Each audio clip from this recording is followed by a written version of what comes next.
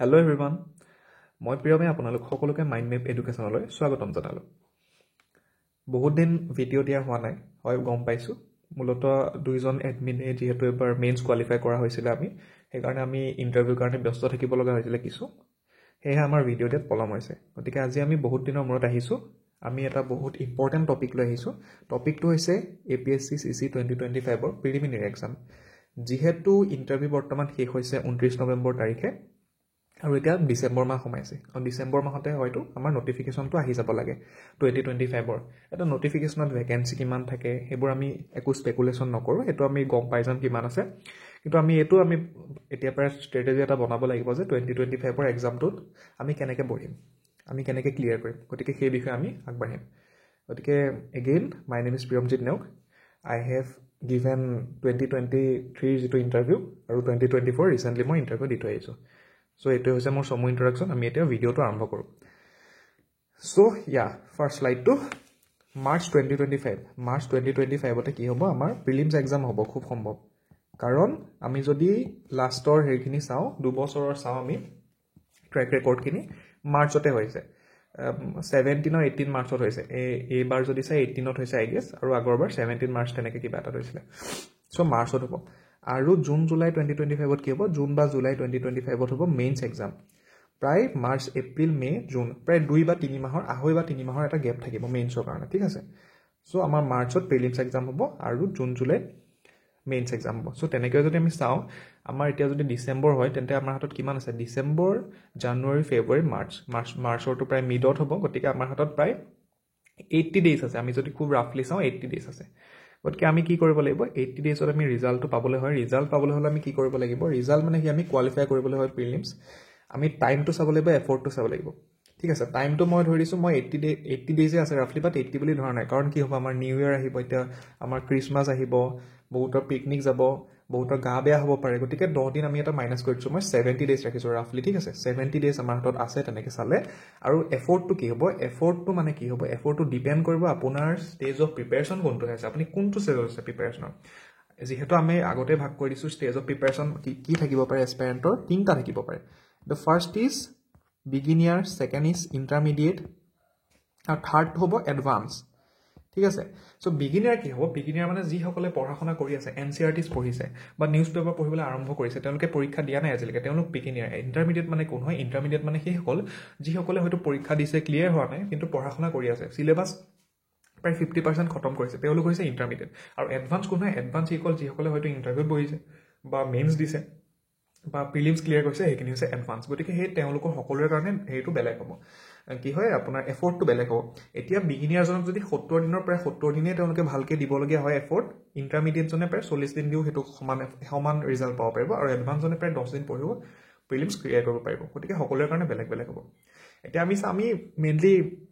বিগিনিয়াৰ পাৰ্চপেক্টিভতে চাওঁ, লগতে বিগিনিয়াৰ আৰু ইণ্টাৰমিডিয়েট এই দুটা পাৰ্চপেক্টিভত চাওঁ। এডভান্স পাৰ্চপেক্টিভত নাচাওঁ, কাৰণ তেওঁলোকে যিহেতু বহুত কম এফৰ্টতে ক্লিয়াৰ কৰি দিব। আমি মেইনলি বিগিনিয়াৰখিনিৰ কাৰণে চাওঁ আৰু ইণ্টাৰমিডিয়েটখিনিৰ কাৰণে, যিখিনিয়ে বহুত হয়তো চিলেবাছ শেষ কৰিবলৈ এতিয়াও বাকী আছে, ঠিক আছে। গতিকে মই এইটো নেক্সট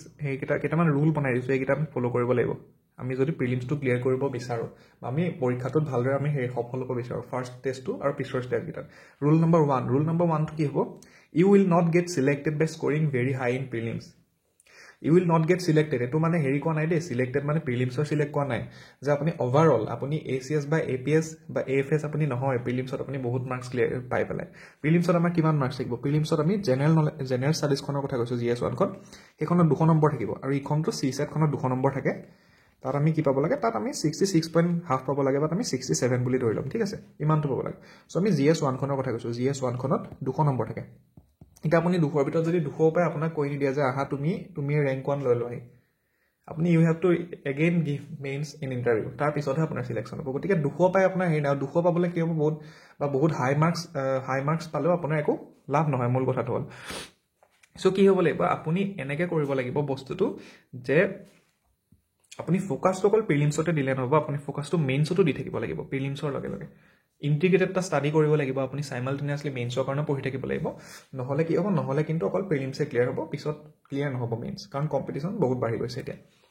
সো সেইটো কাৰণে আপুনি কি কৰিব লাগে সেইটো কাৰণে আপুনি গম পাব লাগিব যে প্ৰিলিমছত কিমানটা নম্বৰনো ছেফ স্ক'ৰ হয় সেইটো গম পালে আপুনি গম পাব সেইটো আপুনি ধৰি লওক বিভিন্ন টেষ্ট চিৰিজ হ'ল বা সেইবোৰ দি পেলাই আপুনি বা PYQ আপুনি পেপাৰ দি পেলাই প্ৰিভিয়াছ ইয়াৰ পেপাৰ দি গম পাব যে ইমানটো মোৰ আহিছে গতিকে মই ইমানটো এফৰ্ট দিব লাগিব গতিকে আমি ফাৰ্ষ্টত চাওঁ এটা ছেফ নাম্বাৰ কি হ'ব ছেফ নাম্বাৰ এটা মই যিহেতু আমাৰ APSC পেটাৰ্ণটো 2023 যিখন পেপাৰ আছিলে আৰু 2024 পেপাৰ 2023 পৰা আমাৰ UPSC ষ্টাইলত হৈ গৈছে পেপাৰখিনি তাৰ আগতে একদম কুইজ ষ্টাইলত আহে এতিয়া ADR যেনেকুৱা পেপাৰ আহে আপোনালোকে যদি ADR পেপাৰখিনি চাইছে তেনেকুৱা আহিছিলে আগতে কিন্তু এতিয়া প্ৰায় একদম UPSC ষ্টেণ্ডাৰ্ডত আহে গতিকে এই ষ্টেণ্ডাৰ্ডটো যদি আমি চাওঁ এটা ছেফ স্ক'ৰ কি হ'ব লাগিলে ভেকেঞ্চি আপোনাৰ বেছিয়ে থাকক বহুত বা কমেই থাকক এটা ছেফ স্ক'ৰ হ'ব 90+। আপুনি যদি 90+ স্ক'ৰ কৰি আছে GS 1ত আৰু CSET যদি আপুনি ক্লিয়াৰ কৰি আছে আপুনি ধুনীয়াকৈ গৈ পেলাই আপুনি মেইনছৰ কাৰণে একদম প্ৰিলিমছ দিয়া পিছদিনাখনৰ পৰা ৰেষ্ট লৈ পেলাই তাৰ পিছদিনাখনৰ পৰা আপুনি প্ৰিপেৰেশ্যন কৰি দিব পাৰে 90+। এইটো মই গেৰাণ্টি দিব পাৰিম যে 90+ যদি আপুনি পায় অবভিয়াছলি ষ্টেণ্ডাৰ্ডটো সমান থাকিব লাগিব 2023 আৰু 2024 পেপাৰখনৰ নিচিনা মানে সেই টাফনেছটো বৰ বেছি উজু হ'লেতো অবভিয়াছলি বহুত বাঢ়ি যাব পাৰে কিন্তু যদি সেই টাফনেছটো সমান থাকে 90+ যদি আপোনাৰ আহি থাকে সিমানটো টাফনেছো আপোনাৰ পেপাৰত হওক বা টেষ্ট চিৰিজত হওক তেন্তে আপুনি কি কৰিব পাৰে আপুনি সেই এফৰ্টটো অকণমান আপোনাৰ এফৰ্টটো যদি বেছিকৈ কষ্ট কৰি আছে অলপমান মেইনছৰ কাৰণে আপুনি দি দিব পাৰে আপুনি এছে কাৰণে অলপ পঢ়ি ল'ব পাৰে বা এথিক্সৰ কাৰণে পঢ়ি ল'ব পাৰে ঠিক আছে আৰু যদি আপোনাৰ 90+ অহা নাই তেতিয়া আপুনি কি কৰিব পাৰে আপুনি সেইখিনি টপিক চাব পাৰে যিখিনি আপোনাৰ উইকনেছ আছে সেইটোতো নিশ্চয় গম পাব সেইখিনি আমি সেই বিষয়ে অবভিয়াছলি আমি নেক্সটত ভিডিঅ' বনাওঁ আপুনি কেনেকৈ নিজৰ উইকনেছখিনি চাব কোনখিনিত আপুনি কেনেকৈ আপোনাৰ ষ্ট্ৰেংথখিনিক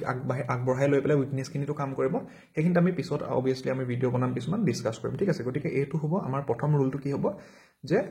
আমি প্ৰিলিমছত 150 140 সেইবোৰ পাবলৈ আমি হেৰি কৰিব নালাগে আমি মানে একদম কষ্ট কৰিব নালাগে সিমান সেইটো কম্পিটিশ্যন আমি সেইটো মেইনছত দেখাব লাগিব মেইনছত বহুত নম্বৰ পাবলৈ আমি চেষ্টা কৰিব লাগিব প্ৰিলিমছত উই হেভ টু জাষ্ট কোৱালিফাই আমাক কোনো মেডেল নিদিয়ে প্ৰিলিমছ আমি বহুত পাই গ'লে মাৰ্কছ ঠিক আছে চ' নেক্সট লেটছ গ' টু দ্য নেক্সট ৰুলটো কি সেইটোৱে চ' কি দিছোঁ mains is equal to main মানে মেইনছেই মেইন হয় আপোনাৰ যদি চিলেক্ট হ'ব মন আছে ক্লিয়াৰ কৰিব মন আছে পৰীক্ষাটো মেইনছত আপুনি ফ'কাছ কৰিবই লাগিব মেইনছত ফ'কাছ কৰিবলৈ কি কৰিব লাগিব আপুনি চিলেবাছ কমপ্লিট কৰিব লাগিব বা আপুনি সেই চিলেবাছ কমপ্লিট কৰাৰ পিছত আপুনি আনচাৰ ৰাইটিং কৰিব লাগিব ঠিক আছে সেইখিনি আপুনি কৰিবই লাগিব আনচাৰ ৰাইটিং কি কৰিব পাৰে এতিয়া আনচাৰ ৰাইটিং আপোনাৰ যদি কৰিব হয় আপুনি টেষ্ট চিৰিজ দিব লাগে আনচাৰ ৰাইটিঙৰ কাৰণে ঠিক আছে টেষ্ট চিৰিজত কথাটো কি হ'ল আপুনি 20টা কুৱেশ্যন লিখিব লাগিব 10টা কুৱেশ্যন লিখিব লাগিব গোটেই দিনটো গুচি যায়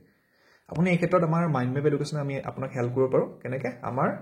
উই have our daily answer writing program daily answer writing আপোনাক ডেইলি জাষ্ট এটা কুৱেশ্যন দিয়া হয় সেইটোৰ ওপৰত আপুনি আনচাৰ লিখি আমাক ছাবমিট কৰিব লাগিব আমি ইভালুৱেট কৰোঁ মডেল আনচাৰ প্ৰভাইড কৰোঁ আৰু আপোনাৰ ফিডবেক দিওঁ আৰু সেইখিনিৰ ওপৰত যদি আপোনাৰ কিবা ডাউট থাকে সেয়া আমি যিটো আমাৰ ছানডে ডাউট ক্লিয়াৰিং ছেশ্যন হয় গুগল মিটত সেই তাত আমি ছল্ভ কৰোঁ আপুনি আপোনালোকে এইটোৰ পৰা সহায় ল'ব পাৰে ডেইলি আনচাৰ ৰাইটিং এটা আনচাৰ আপুনি লিখোঁতে কিমান টাইম লাগিব এটা আনচাৰ লিখোঁতে আপোনাক টাইম লাগিব মাত্ৰ 6-7 মিনিট আৰু আপুনি চেণ্ড কৰোঁতে লাগিব 3 মিনিট ইভালুৱেশ্যন কৰাৰ পিছত মূল্যাংকন কৰাৰ পিছত যদি আপুনি সেইটো চাই আপোনাৰ সেইটোত কিমান টাইম লাগিব সেইটোত আপোনাৰ লাগিব প্ৰায় 10 মিনিট যদি ষ্টাডি কৰে মানে আপুনি প্ৰায় 20-30 মিনিট যদি ডেইলি দি থাকে ডেইলি আনচাৰ ৰাইটিঙত আপুনি প্ৰিলিমছৰ সমান্তৰালকৈ আপোনাৰ মেইনছত যদি আপোনাৰ লাষ্টত চাই যদি আপোনাৰ এমাহত চাই এমাহত কেইটা কুৱেশ্যন হ'ব এমাহত যদি আমি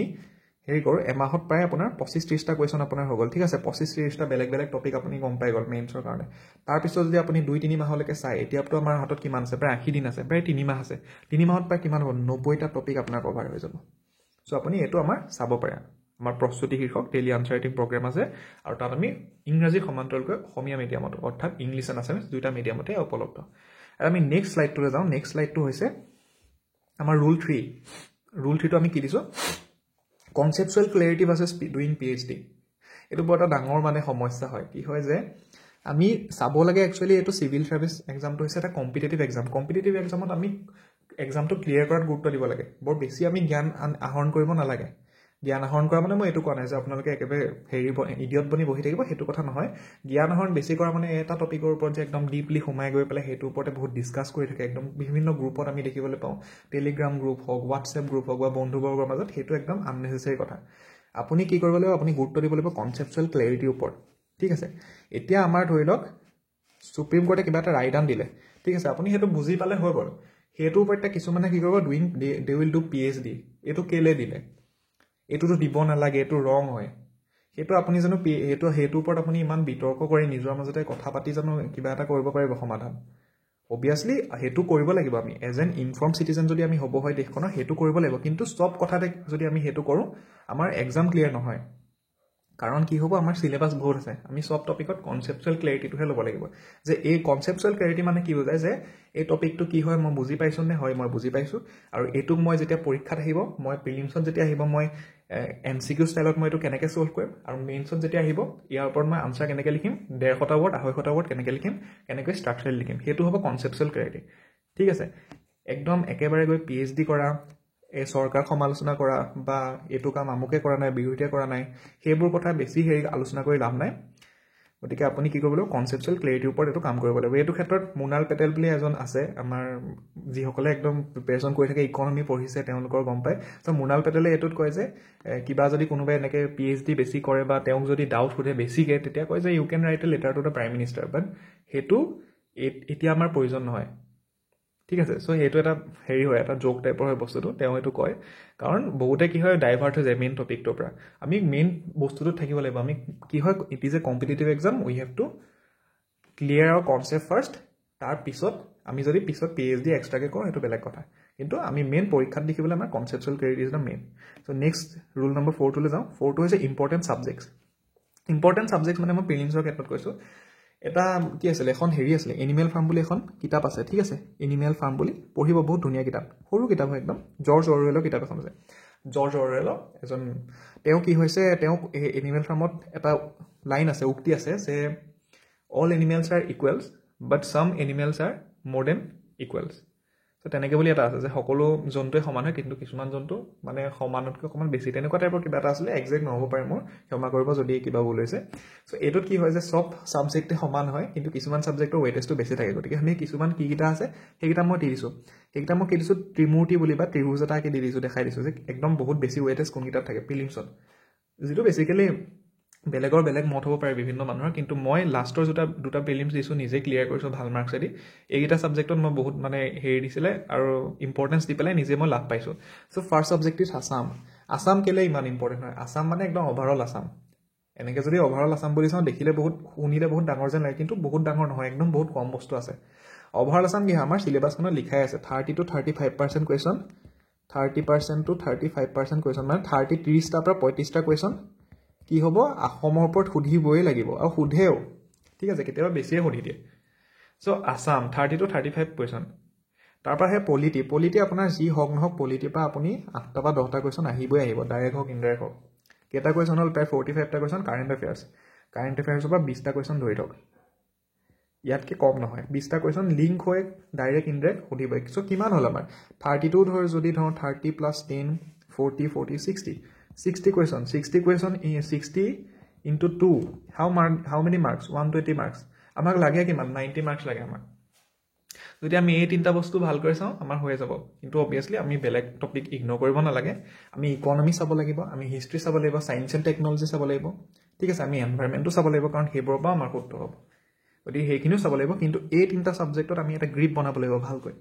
এইকেইটা যদি আমাৰ গ্ৰিপটো থাকে আমাৰ কি হ'ব আমাৰ বহুত সুবিধা হৈ যাব ঠিক আছে গতিকে এইটো হ'ল সেইটো নেক্সট আমাৰ ৰুল 5টো কি হ'ব ৰুল 5টো হ'ব প্ৰেক্টিছ অভ্যাস কৰিবই লাগিব প্ৰেক্টিছ কৰক প্ৰেক্টিছ কৰি থাকিলে কি হ'ব আমাৰ হৈ যাবগৈ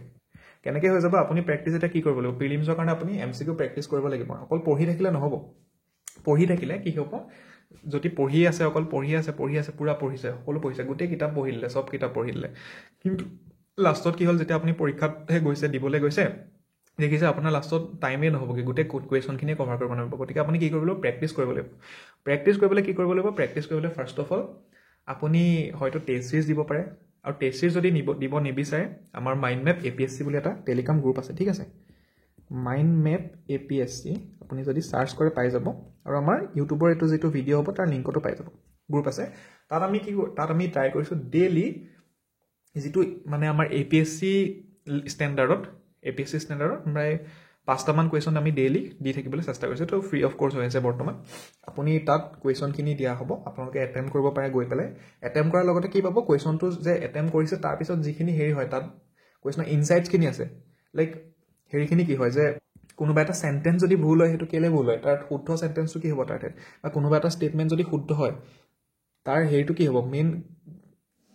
ইছ্যুটো কি হ'ব গতিকে সেইখিনি বস্তু তাত লগতে দিয়া হ'ব গতিকে আপোনালোকে এইটোকৈ ট্ৰাই কৰিব পাৰে or obviously you have to give test series আপোনালোকে দিবই লাগিব এখন টেষ্ট লগাবই লাগিব ডাইৰেক্ট গৈ পেলাই সেই প্ৰিলিমছৰ দিনা আপুনি যেতিয়া হওক মাৰ্চৰ দিনাখনে গৈ পেলাই বহিম বুলি দিলেগৈ সেইটো এটা বহুত ডাঙৰ মূৰ্খামি হ'ব যদি if you are serious aspirant you want to clear civil service first এটেম্পটতে হওক বা আপোনাৰ যিয়ে নহওক চিৰিয়াছলি কৰিব বিচাৰে আপুনি টেষ্ট চিৰিজ দিবই লাগিব কিন্তু প্ৰথমতে অবভিয়াছলি আপুনি 100টা কুৱেশ্যনৰ টেষ্ট চিৰিজ দিবলৈ অসুবিধা পাব পাৰে যদিহে দিয়া নাই আজিলৈকে গতিকে আপুনি আমাৰ এই টেলিগ্ৰাম গ্ৰুপটোত গৈ ফ্ৰীকে যিটো বস্তু আছে আপুনি তাৰ এক্সেছ ল'ব পাৰে আৰু ধুনীয়াকৈ আপুনি সেইটো সম্পৰ্কে এটা কনফিডেঞ্চ এটা বুষ্ট পাব বেচিকেলি গতিকে আজিলৈ ইমানেই আমি অবভিয়াছলি আৰু প্ৰিলিমছ ৰিলেটেড আমি আনিম ভিডিঅ'জ আনিম য'ত আমি বেলেগ ষ্ট্ৰেটেজিছ হওক বেলেগ আমাৰ টপিকছ হওক সেইবোৰ আমি ডিছকাছ কৰিম গতিকে আজিলৈ ইমানেই সামৰিছোঁ কিবা যদি আপোনালোকৰ ডাউট আছে কমেণ্টত সুধিব আৰু নিশ্চয়কৈ আপোনালোকে মাইণ্ড মেপ APSC টেলিগ্ৰাম গ্ৰুপটোত জইন কৰি ল'ব আপোনালোকে বহুত ইনফৰমেশ্যন পাব আমি কাৰেণ্ট এফেয়াৰ্ছো প্ৰভাইড কৰিবলৈ চেষ্টা কৰি আছোঁ তাত গতিকে থেংক ইউ এভৰিৱান জয় অসম